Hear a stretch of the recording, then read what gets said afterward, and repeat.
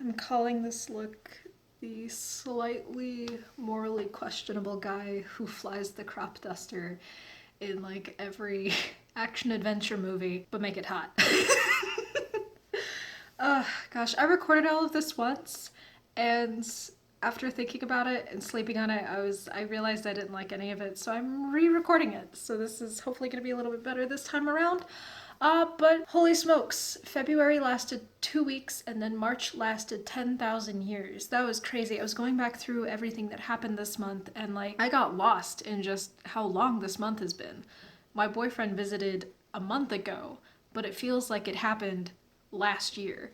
Like this month has lasted so long.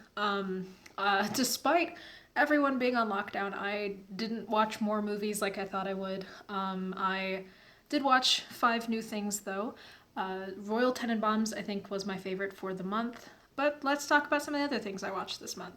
So I rewatched Hoosiers. I made good on my I made good on the end of my Royal Tenenbaums review to rewatch Hoosiers. It's still great. Like, it's a cheesy 1980s sports film. I have no personal connection to Indiana basketball, apart from the fact that I grew up next to the state of Indiana and I went to college in Indiana, but I really couldn't care less about Indiana basketball. But every time I watch that movie, it's like, yes, the good old days, the 1951 championship team. Gene Hackman, of course, is wonderful. Dennis Hopper is really good in that movie, too. It occurred to me this time watching, and I've seen this movie 4 times now, I think. They make Dennis Hopper just straight up look gray. He came out for his first entrance, and I nearly gasped because he is gray. It's a really good performance, but the gray was almost distracting this time. I also watched Bill Burr's stand-up special, You People Are All the Same. I like Bill Burr's sense of humor. He's one of my favorite stand-up comedians. There's something about his demeanor and posture when he's describing really dark situations that kind of dares the audience to suggest that what he's saying needs to be taken seriously. I am also currently watching Better Call Saul. Through the month of March, I watched the rest of season 1 and season 2. I think I like it. I definitely do like it. Bob Odenkirk does a tremendous job with the show. He definitely holds the show together. And he's fantastic in it. The supporting cast is still really good. I get distracted though every time I see Patrick Fabian because I can't look at him without thinking of what's his face from the Twitches movie. He's like their evil stepfather, and I can't look at Patrick Fabian without thinking of that, and I'm so sorry for him. But yeah, that's all I can think about when I look at Howard Hamlin. Rhea Seehorn is super good. I really enjoy her performance. And Michael McKean is fantastic. He's super good as Chuck McGill. It's a really funny callback to Mr. Show. He was on a sketch as a law professor of all things. So it was really neat to see him in this show. He does such a good job of being just this slimy pompous jerk. Like, just when you think Jimmy and Chuck are gonna be okay, he does something and it's like, why are you like this? You do this to yourself. But he does a really good job. I think the show as a whole, as much as I like it, there's something super different about it. Like, sometimes the dialogue will hit me weird and I'm like, that sounds written. It doesn't sound like real things people say. Or just something, the situations, I don't know what it is. It's a difficult show to not only conceive, but to pull off. Partially because most of the time when people do prequels, they're starting the prequel at the beginning of a character's journey.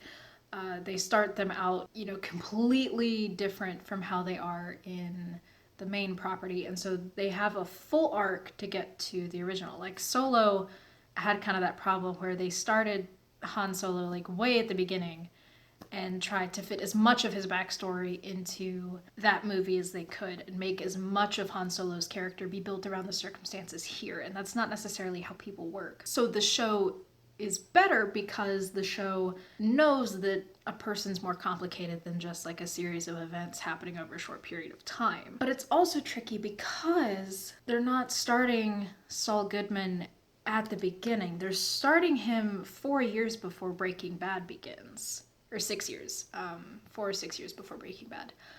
And so it's like if this is his arc, They're not starting here. They're starting like here. And it's how do you make an arc out of an arc that's almost done? And as I've watched season 3, so in hindsight, I can see that they're doing a good job of eroding away his morals. They're eroding away his faith in systems, in institutions. And I think what I like most about the character is how, just the way he approaches situations, because he's like, we should just be able to do this. This makes sense, it will work. But because all of the rules feel arbitrary to him, that makes him question why he would follow the rules anyway. And it's a good show. I like the show. I'm in season 4 as of recording this, and it really picked up. I think once it hit season 3, it really hit its stride on what it wanted to be, and that helped it a lot. I'm very curious what season 4 holds, and I'm very curious what season 5 and then ultimately season 6 will hold. If anyone knows how I can become an extra on that show, like who I need to bribe, let me know. I think it's Bob. I think I need to bribe Bob. It's probably Bob. Just let me know. Can we walk off? Let me know. I also watched Castlevania Season 3 while my boyfriend was in town. We binged all of Season 3. We didn't mean to watch all of it in a single sitting, but we totally did. We watched it pre-quarantine. This was at the beginning of the month. This show continues to be gorgeously animated and very well written. I was surprised both for Season 2 and Season 3 that their heavy hitters from Season 1 came back.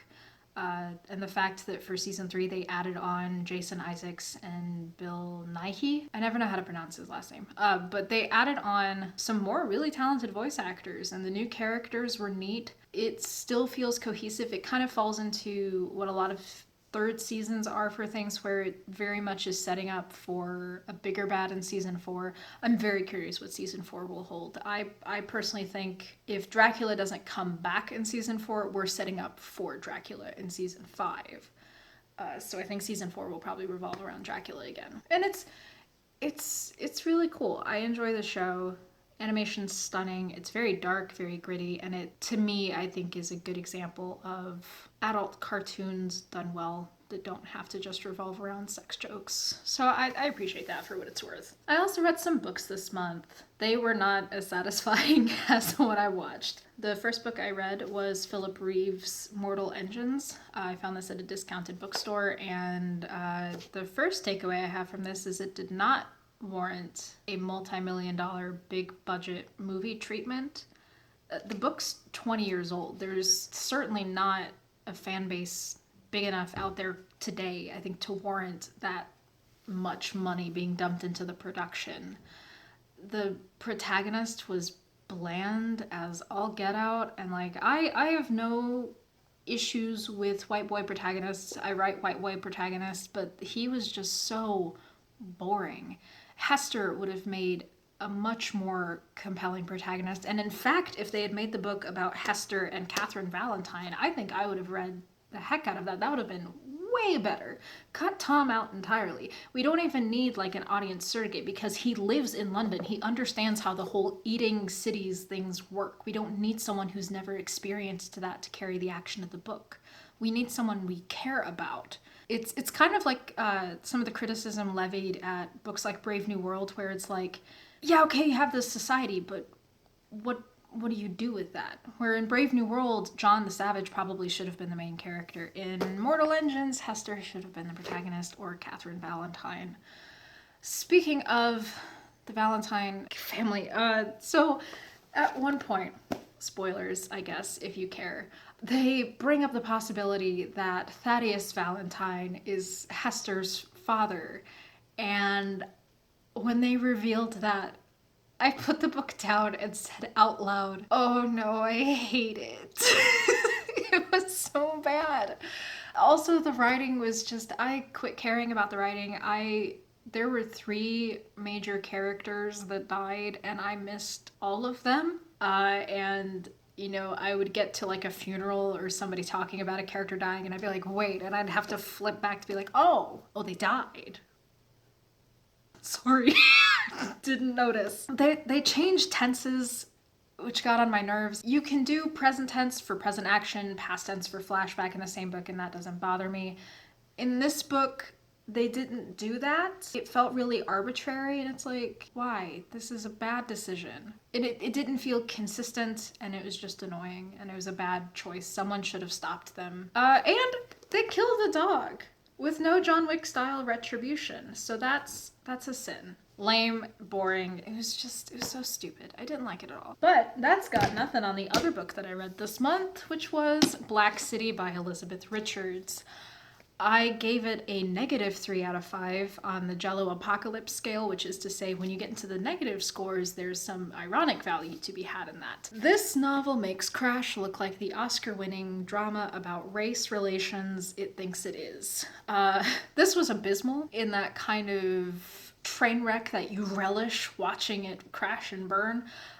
Every page brought new horrors to light. The insta-love, the cheating subplots, the other cheating subplots, by the way your mom slept with Hitler, that sort of thing. I could do a whole video on this book, and in fact I will, because there is so much to be uncovered. As a preview, just look at all of the pages I bookmarked, because it had a race metaphor that made me uncomfortable.